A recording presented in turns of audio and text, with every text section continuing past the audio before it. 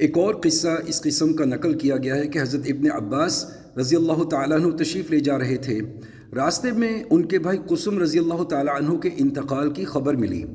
راستے سے ایک طرف کو ہو کر اونٹ سے اترے، 2 رکعت نماز پڑھی اور اتحیات میں بہت دیر تک دعائیں پڑھتے رہے۔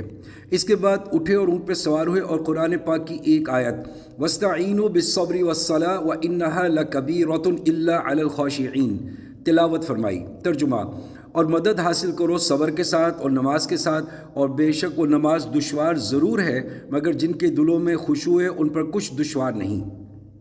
خشوع کا بیان تیسرے باب میں مفصل آ رہا ہے۔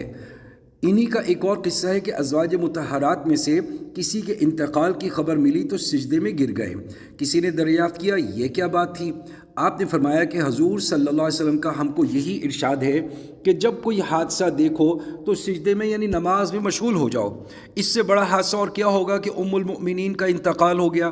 حضرت عبادہ رضی اللہ تعالیٰ عنہ کا انتقال کا جب وقت قریب آیا تو جو لوگ وہاں موجود تھے ان سے فرمایا کہ میں ہر شخص کو اس سے روکتا ہوں کہ وہ مجھے روئے، اور جب میری روح نکل جائے تو ہر شخص وضو کرے، اچھی طرح سے آداب کی رعایت کرتے ہوئے وضو کرے، پھر مسجد میں جائے اور نماز پڑھ کر میرے واسطے استغفار کرے۔ اس لیے کہ اللہ جل شانہ نے وَاسْتَعِینُوا بِالصَّبْرِ وَالصَّلَاةِ کا حکم دیا ہے۔ اس کے بعد مجھے قبر کے گڑھے میں پہنچا دینا۔ حضرت ام کلثوم کے خاوند حضرت عبد الرحمن بیمار تھے، اور ایک دفعہ ایسی سکتہ کی سی حالت ہو گئی کہ سب نے انتقال ہونا تجویز کر لیا۔ حضرت ام کلثوم اٹھیں اور نماز کی نیت باندھ لی۔ نماز سے فارغ ہوئی تو حضرت عبد الرحمن کو بھی افاقہ ہوا۔ لوگوں سے پوچھا کیا میری حالت موت کی سی ہو گئی تھی؟ لوگوں نے عرض کیا جی ہاں۔ فرمایا کہ 2 فرشتے میرے پاس آئے اور مجھ سے کہا چلو احکم الحاکمین کے بارگاہ میں تمہارا فیصلہ ہونا ہے۔ وہ مجھے لے جانے لگے تو ایک تیسرے فرشتے آئے اور ان دونوں سے کہا تم چلے جاؤ، یہ ان لوگوں میں ہیں جن کی قسمت میں سعادت اس وقت لکھ دی گئی تھی جب یہ ماں کے پیٹ میں تھے، اور ابھی ان کی اولاد کو ان سے اور فوائد حاصل کرنے ہیں۔ اس کے بعد 1 مہینے تک حضرت عبد الرحمن زندہ رہے، پھر انتقال ہوا۔ حضرت نظر رحمۃ اللہ علیہ کہتے ہیں کہ ایک دن ایک مرتبہ شدید اندھیرا ہو گیا، میں دوڑتا ہوا حضرت انس کی خدمت میں حاضر ہوا۔ میں نے دریافت کیا کہ رسول اللہ صلی اللہ علیہ وسلم کے زمانے میں کبھی ایسی نوبت آئی ہے؟ انہوں نے فرمایا خدا کی پناہ، حضور صلی اللہ علیہ وسلم کے زمانے میں تو ذرا بھی ہوا تیز چلتی تھی تو ہم سب مسجدوں کو دوڑ جاتے تھے کہ کہیں قیامت تو نہیں آ گئی۔ عبداللہ بن سلام رضی اللہ تعالیٰ عنہ کہتے ہیں کہ جب نبی کریم صلی اللہ علیہ وسلم کے گھر والوں پر کسی قسم کی تنگی پیش آتی تو ان کو نماز کا حکم فرمایا کرتے اور یہ آیت تلاوت فرماتے وَأْمُرْ أَهْلَكَ بِالصَّلَاةِ وَاصْطَبِرْ عَلَيْهَا لَا نَسْأَلُكَ رِزْقًا، سورہ طٰہٰ آیت نمبر 132۔ ترجمہ: اپنے گھر والوں کو نماز کا حکم کرتے رہیے اور خود بھی اس کا اہتمام کیجیے، ہم آپ سے روزی کموانا نہیں چاہتے، روزی تو ہم آپ کو دیں گے۔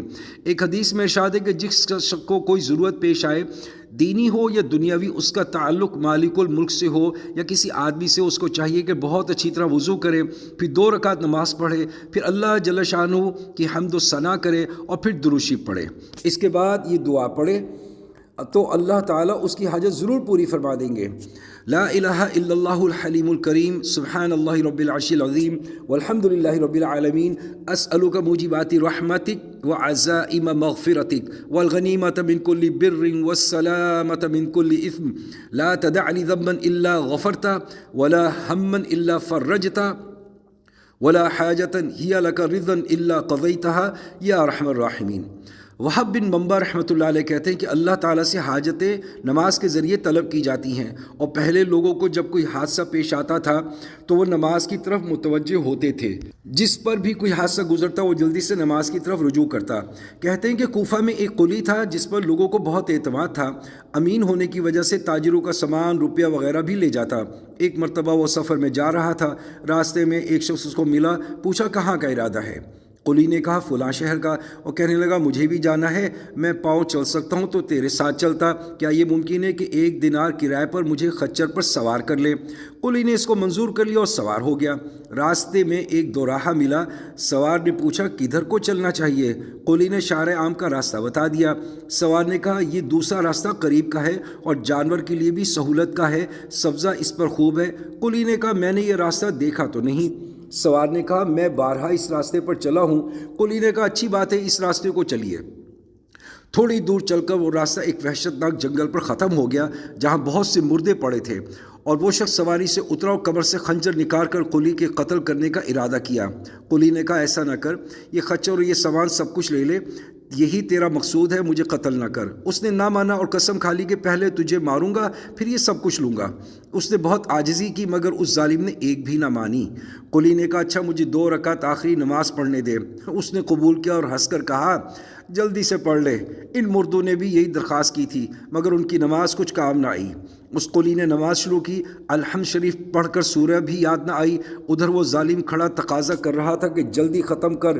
بے اختیار اس کی زبان سے یہ آیت جاری ہوئی، امن یجیب المضطر اذا دعا، سورہ نمل آیت نمبر 62۔